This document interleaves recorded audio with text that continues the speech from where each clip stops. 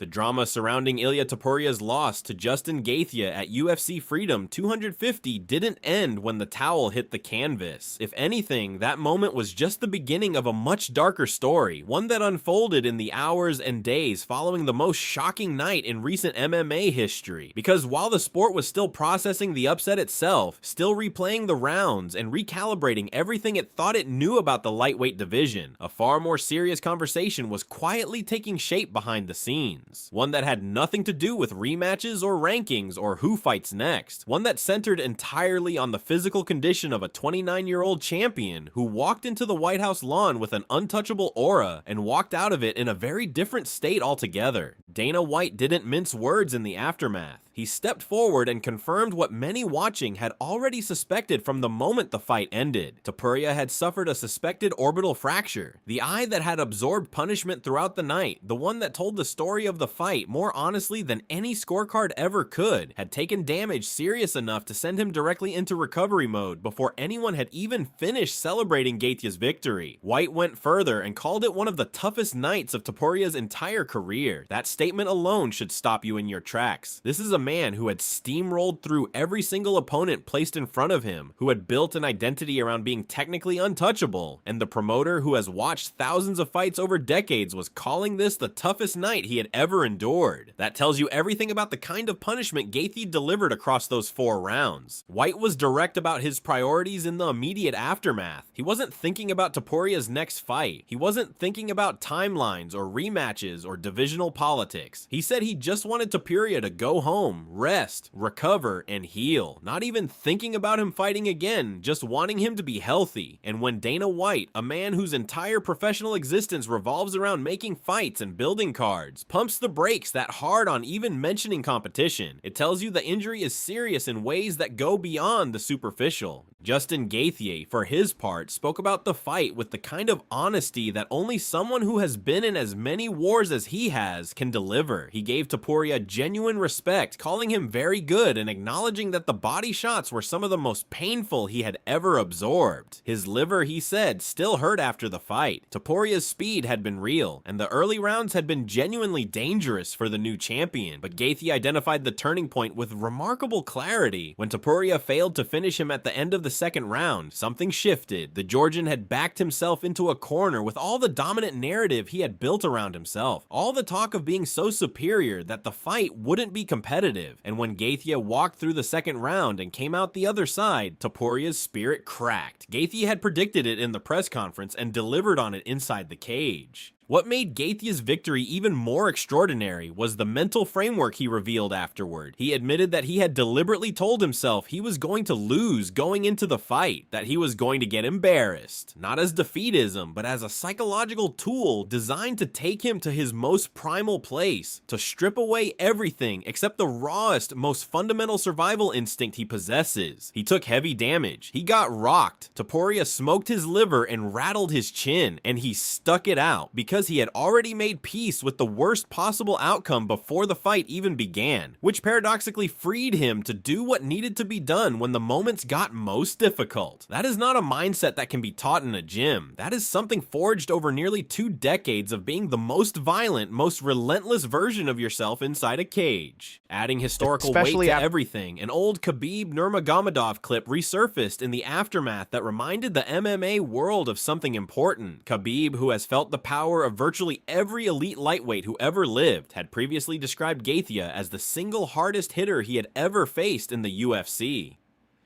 His kicks, his punches, his left hook, his right uppercut, Khabib described walking through them as something like nothing else he had experienced. That clip landing in the middle of the post-fight conversation reignited the entire debate about Gaethje's finishing power and gave the performance at the White House even more context than it already had. The MMA world's reaction was as layered and chaotic as the night itself. Michael Bisping cut through all of it with a clean, direct argument. Arman Tsarukyan, he said, has done more than enough to deserve the next lightweight title shot. No waiting around, no detours, no complicated negotiations. Tsarukyan has been finishing opponents at a frightening rate, and in Bisping's view, the division owes him the opportunity immediately. The logic is clean when you look at the resume. Beats Charles Oliveira, destroys Dan Hooker, finishes finishes Beneil Dariush in 16 seconds. Armen Tsarukyan, without a shadow of a doubt, was Bisping's answer. Tsarukyan himself wasted no time making his feelings known, and he did it with the kind of sharp-tongued relish that makes him one of the more entertaining personalities in the division. He branded Topuria with the nickname Ilia Topuria, a direct reference to the manner in which the fight ended, and took to Instagram to pour salt into the wound with remarkable enthusiasm. He even offered to help Topuria pay his medical bills. It was brutal, and it was deliberate, and it was the behavior of a man who knows he's next in line and wants everyone to feel it. Paddy Pimblett piled on from his own angle, digging up an old tweet Topuria had once aimed at him and using it to deliver a pointed piece of public humiliation.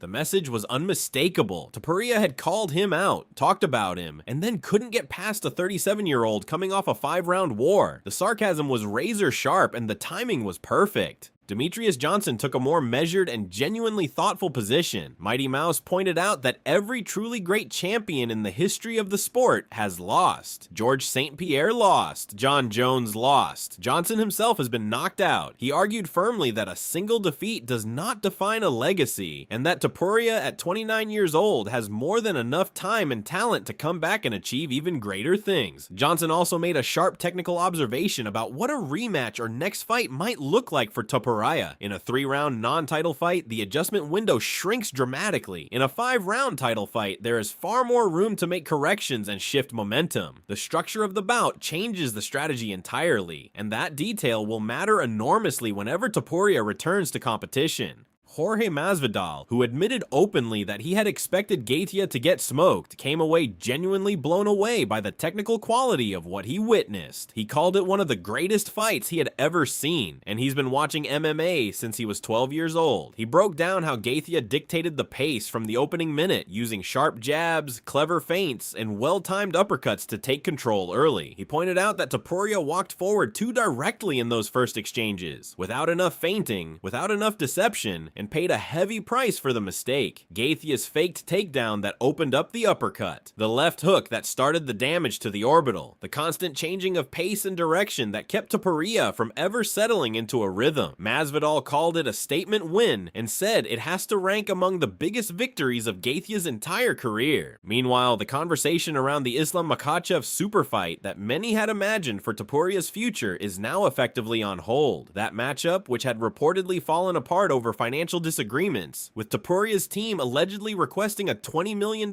purse, was already complicated before UFC Freedom 250. Now Topuria has to heal, rebuild, and prove himself all over again before he can think about calling out a pound-for-pound king. The belt is gone, the aura is gone, and the road back is longer than it has ever been. Ali Abdelaziz perhaps put the entire night into the sharpest focus of anyone. He called MMA exactly what it is, brutally and completely unpredictable. He praised Gaethje while showing genuine respect for Topuria, and he landed on the one truth that covers everything about this sport and this night. On any given evening, anybody can lose. Justin Gaethje was the better man. He beat the champion and became the champion. And Ilia Topuria, an incredible talent with a long career ahead of him, now begins the hardest part of being a fighter. Not the training, not the fighting, but the rebuilding. The lightweight division has blown wide open in the most dramatic fashion imaginable. Gaethje sits at the top with a title he was never supposed to hold, a performance that nobody anticipated, and a resume that just became the most talked about in the sport. Topuria sits in recovery, dealing with a suspected orbital fracture, with the long road back starting from the very beginning. And somewhere in the middle of all of it, Armen Tsarukyan is sharpening his tools, posting on Instagram, and waiting for the call that Bisping and the entire division seems to agree he deserves.